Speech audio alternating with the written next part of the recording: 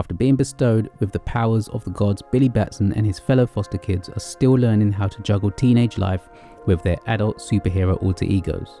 When a vengeful trio of ancient gods arrive on Earth in search of magic stolen from them long ago, Shazam and his allies get thrust into a battle for their superpowers, their lives, and the fate of the world.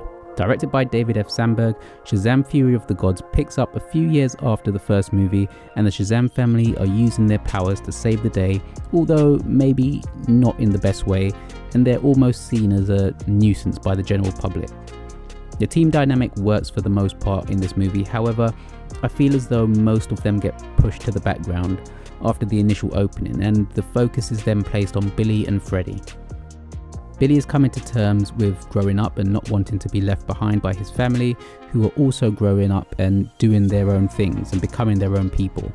It's a good story element that doesn't really get explored properly. Helen Mirren and Lucy Liu star as the villains Hespera and Calypso, the daughters of Atlas, who want their powers back that were stolen from them. I thought they did a good job as the villains, and they looked like they were having fun with this film. Jimin Honsu also returns as the wizard and gets more time to shine in this one, bringing lots of humour to his character. If there's one thing I would say about Fury of the Gods, it's that it's a very funny movie, sometimes to its detriment as things end up feeling a little corny and cheesy. Shazam himself unfortunately was really annoying for the most part of this movie.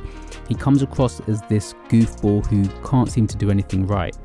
It almost reminded me of Thor in Love and Thunder, but with Shazam, and yes, I know he's still supposed to be a teenager, but he just pushes the cringe dial all the way up.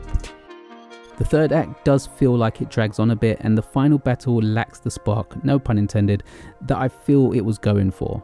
Now, this is a spoiler-free review, so I can't go into why I felt that way, but it goes back to my initial point about the Shazam family and how their bond doesn't really get explored upon properly.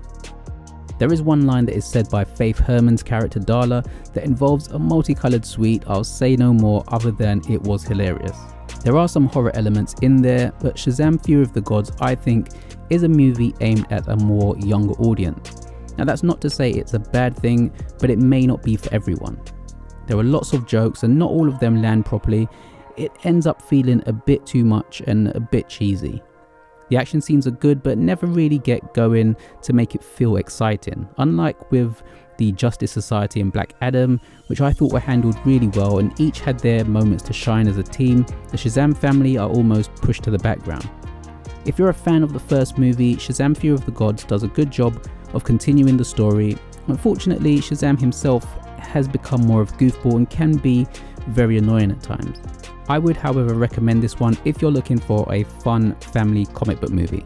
Shazam Fury of the Gods is out now. Thanks for watching my review, and I'll see you next time.